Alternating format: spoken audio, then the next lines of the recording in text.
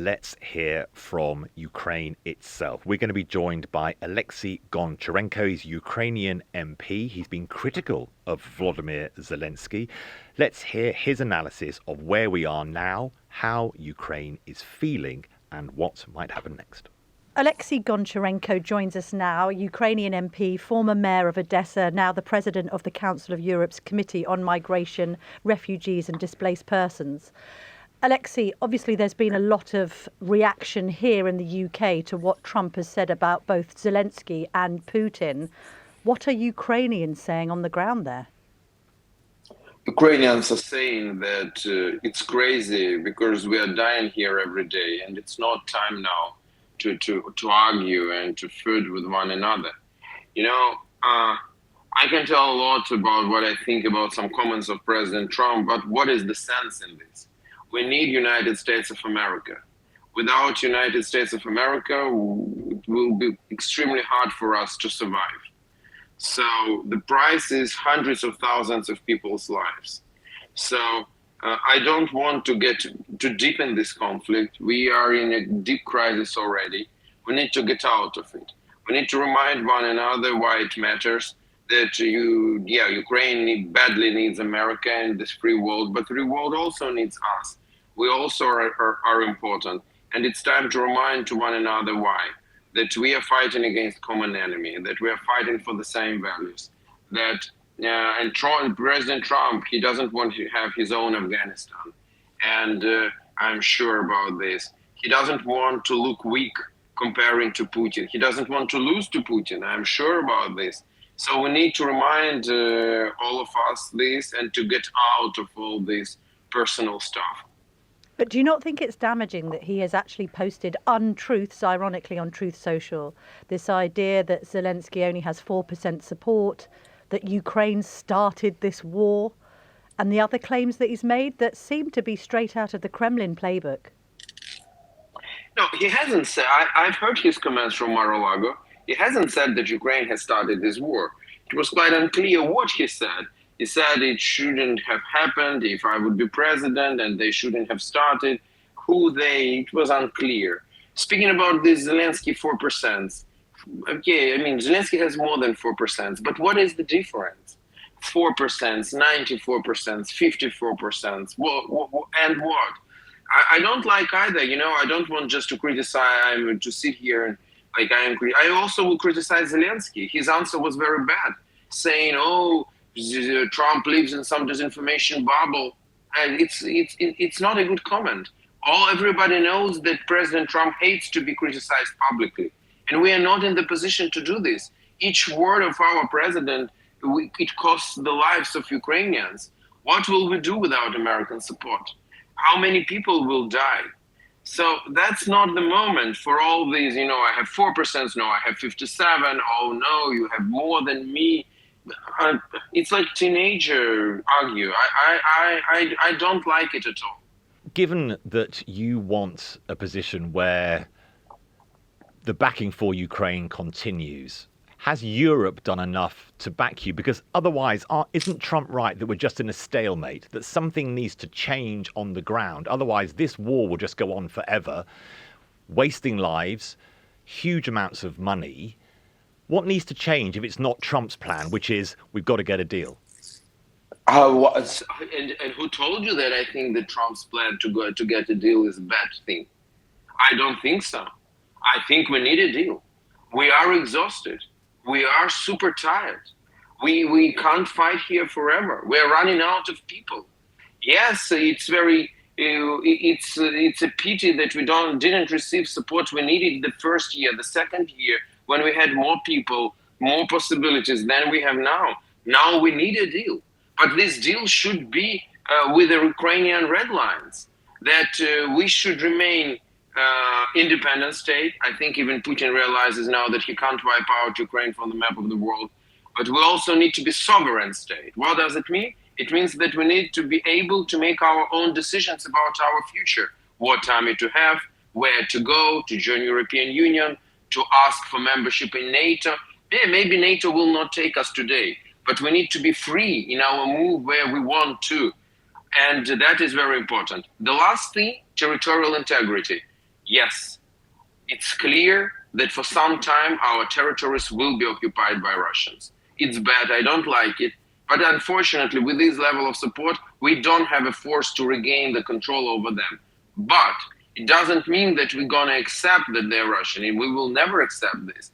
If these territories are Ukrainian, yes, temporarily occupied by Russians, but the day will come and this last colonial empire in Europe will fall apart and we will regain our territories and we will return our territorial integrity. But for the moment, we can't do this. And that should be a deal. And it should be accompanied with security guarantees, because in other case, Russians will attack us again, and that will be a good deal. And if President Trump can make this deal, let us give them this chance. Yeah, I want to see Ukrainians sitting at the table, but if we are not invited, what is important for us, to sit at the table or to have result? For me, the main thing is to have results. So we can give this possibility. But if the deal, which President Trump will say, okay, this is the deal, and it will not fit to the boundaries that I mapped you now, then we always can say, sorry, but this is not a kind of deal we can accept. That is the answer. But for the moment, I don't think we need to reject the ideas of President Trump to make a deal, because we really need it. If you get the deal, which would mean, as you say, at least temporarily giving up 20% of Ukraine's national landmass, do you then also need, for the security deal, NATO or European troops in Ukraine to ensure that Russia doesn't attack again? Yeah, it can be part of security guarantees. By the way, not the best. The best thing is membership in NATO for controlled territory. That is the best option. Second best option is a direct treaty with the United States and maybe United Kingdom, France, like major military powers of the West, kind of South Korea has with the United States and Japan has with the United States, when United States are not taking responsibility to liberate their territories, because both countries have occupied territories, but United States are giving a pledge that they will come to the war if the controlled territories will be attacked. If not the first option, not the second, then it can be kind of a complex of other things, including boots on the ground. It can be European boots on the ground. It's better to have Americans there, maybe not many, maybe just as a commander, maybe just as surveillance forces, maybe some air force. I don't know. But yeah, it can be also part of security guarantees. And when it comes to rebuilding Ukraine, who should take responsibility for that?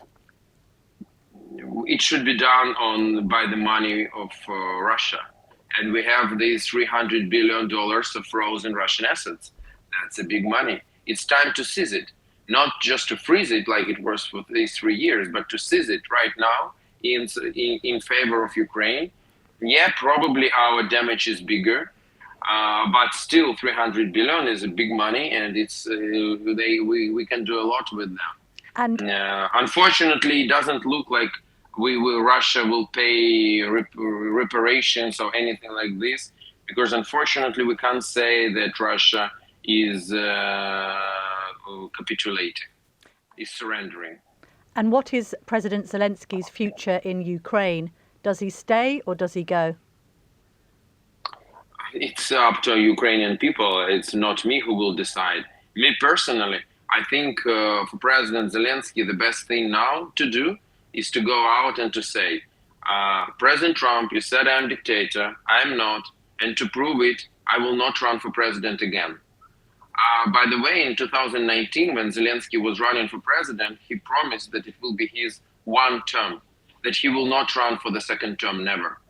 But so it's time to come back to this promise and to say, I will not run again, but I will run Ukraine, I will govern the country until the elections will be made. And elections will be made only when we will have physical possibility to do this. So when it will be no hostilities and when we will have security guarantees that the day we will go to the polling stations, Russians will not to go on us in tanks again. I think that would be the best thing. But it's up to President Zelensky to decide what he's going to do.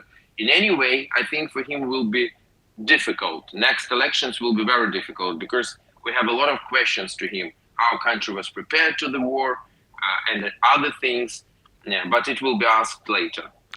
Oleksiy Goncharenko, thank you very much indeed for joining us today on the Daily Tea. Amazing sense of realpolitik there, I think. The facts are the facts. This is a country that's been at war since 2022 and in conflict since 2014 and Russia's first invasion of Crimea.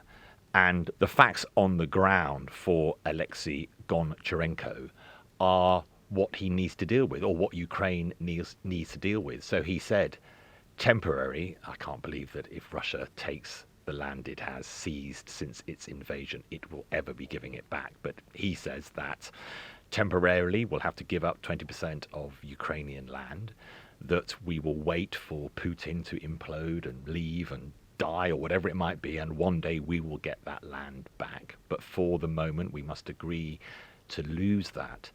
I thought a really interesting point was America and the Pacific Basin and South Korea and Japan against China, that America has a presence, but it doesn't necessarily need, so it may need a base, but it may not need troops on the ground in Europe to have a similar type of system, that it is the backstop to security rather than the front stop. It should be pointed out that Goncharenko is an opposition MP, so he isn't somebody in Camp Zelensky and never has been. In fact, he was very, very vocal in his opposition to the handling of the Crimean invasion. And he has long argued that Ukraine wasn't prepared enough for what he saw as an inevitability after 2014. I thought what struck me about what he said there is how tired he is and how tired the Ukrainian people are. It's all very well us from the cosy confines of our studio commenting on a conflict many miles away. I just felt that was pragmatism on stilts, really. And you can understand it from the perspective of somebody who has seen up close friends, sons and others dying in this conflict and saying enough's enough. And the absolute knowledge in that part of Europe, that has been the great powers' battleground for centuries. All those borders have changed endlessly through history. And it is something where someone like Goncharenko is suggesting this is another turn on the wheel. It's that idea, isn't it, that if you step back and think about history, this is just another stepping stone on that road. But that the Ukraine that is left has to be backed and supported by NATO and Western Europe in a way that demands far more, particularly of Europe, than Ukraine has maybe demanded in the past.